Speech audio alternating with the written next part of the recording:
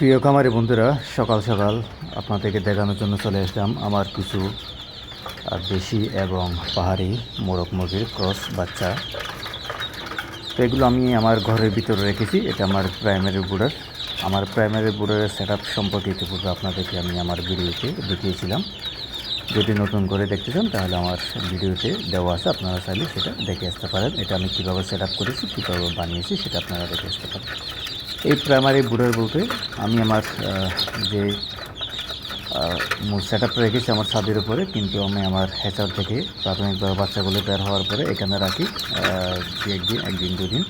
যেহেতু বাচ্চাগুলো একটু আগে পরে বের হয়, সেই জন্য আমি এই প্রাইমারি ব্রুডারের মধ্যে রাখি। যখন সবগুলো বাচ্চা হ্যাচার থেকে বের হয়ে যায় তখন আমি আমার মেইন ব্রুডারে ছাদের উপর নিয়ে যাই। এখানে এখন দেখতে পাচ্ছেন আপনারা টেম্পারেচার, যেহেতু এখন শীতকাল, একদম সকাল প্রায় 28। উপরে আমি ককশিট দিয়ে ঢেকে রেখেছি, পাশেও আমি ঢেকে রেখেছি, যেহেতু দুই পাশে দেওয়াল। এবং ডান পাশে আমি ককশিট দিয়ে রেখেছি, যে দেখেন আপনারা এটা। মূলত এগুলো প্রায় 7-8 দিন এখানে হয়ে গেছে। আমি যেহেতু বাচ্চা কম ছিল সেজন্য তাদের উপর নিয়ে যাইনি, আর যেহেতু ইতিমধ্যেই শীতকাল, তো আমি এখানে রাখি। এখন বাচ্চাগুলো খাবারের জন্য একদম কী অবস্থা করতেছেন। আমি রাতে খাবার দিয়েছিলাম, খাবারগুলো শেষ, এখন এই খাবারগুলো দিচ্ছি আমি।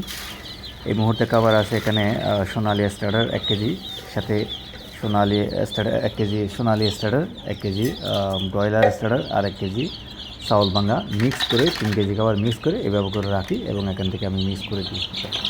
সকালে ঘুম থেকে উঠলাম, যেহেতু ওদের প্রচণ্ড আওয়াজ, তখন আমি বুঝতে পারলাম তাদের খিদে লাগছে, সেই জন্য আমি খাবারটা দিয়ে দিই। এখন দেখবেন তারা অস্থির হয়ে খাবারগুলো খেয়ে নেবে।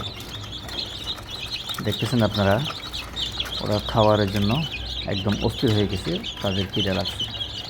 যদিও আজকে আমার একটু ঘুম থেকে উঠতে দেরি হয়েছে, কালকে সন্ধ্যায় আমি খাবার দিয়েছিলাম, খাবারগুলো হয়তো মাছ রাতেই শেষ হয়ে গেছে। তারা ক্ষুধার্ত, খাবার খাওয়ার সাথে সাথে তারা অস্থির হয়ে গেছে খাবারগুলো খাওয়ার জন্য। অবশ্যই 2টা বাচ্চার এখানে পায়ে সমস্যা আছে জন্মগতভাবেই।